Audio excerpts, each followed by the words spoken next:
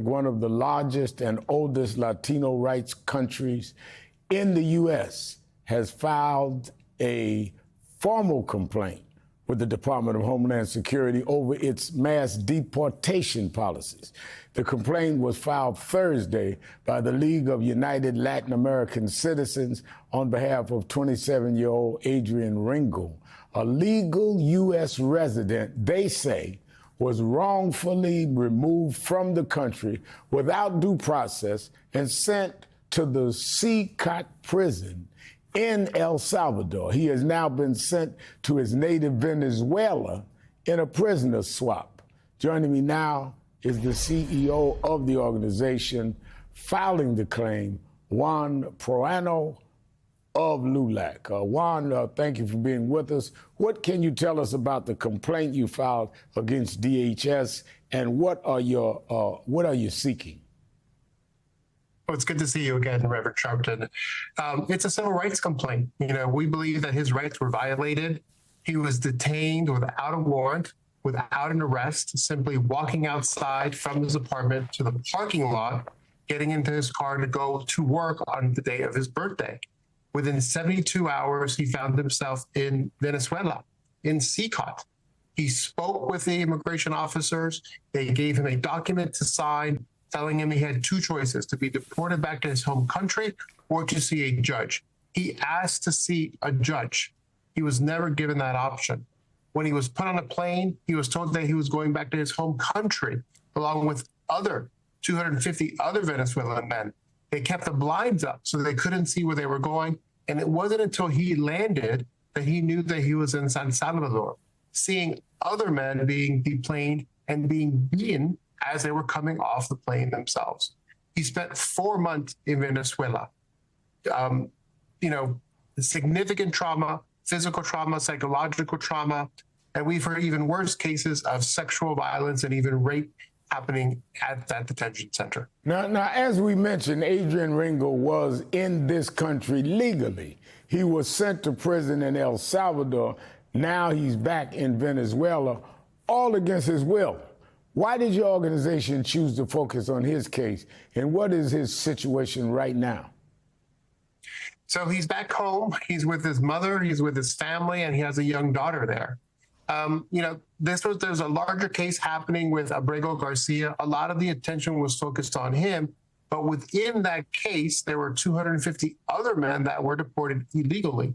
The judge basically said to turn the planes around, to not deplane these individuals. And so Adriano was one of the first that reached out to us. We've been working with him and his family for over 4 months to get to this point. And, he really is the epitome of what these immigrants, do in order to get to this country. He was a law-abiding citizen. He was a barber by trade, if you will. He was sending money back to his family and to his daughter at home. And so, we really feel it's symbolic. We have to fight for his civil rights. We have to fight this claim because there are many more like it that are certainly to follow.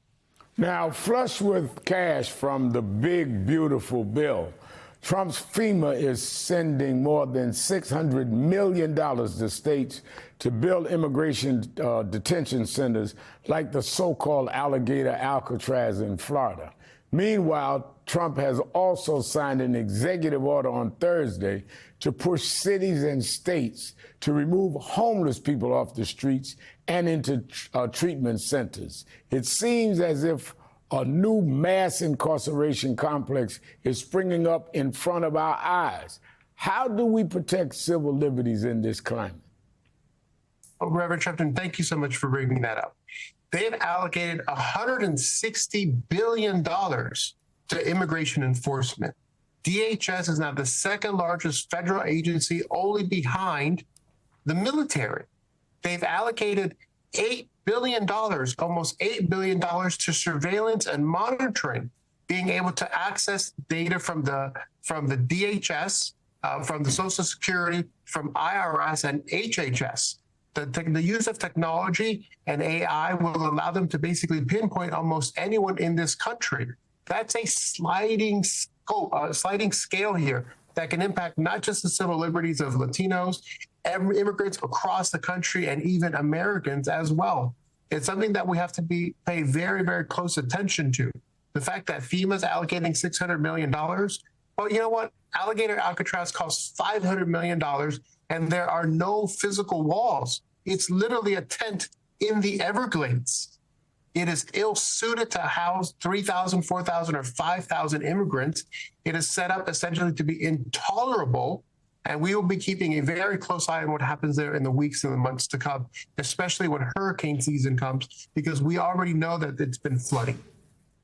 Now, on Friday, a federal judge blocked the Trump administration from ending birthright citizenship for those born in the U.S. to parents who are in the country illegally.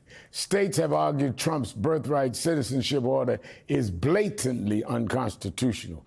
What's your organization, LULAC, doing to prevent the administration from pushing further on this issue?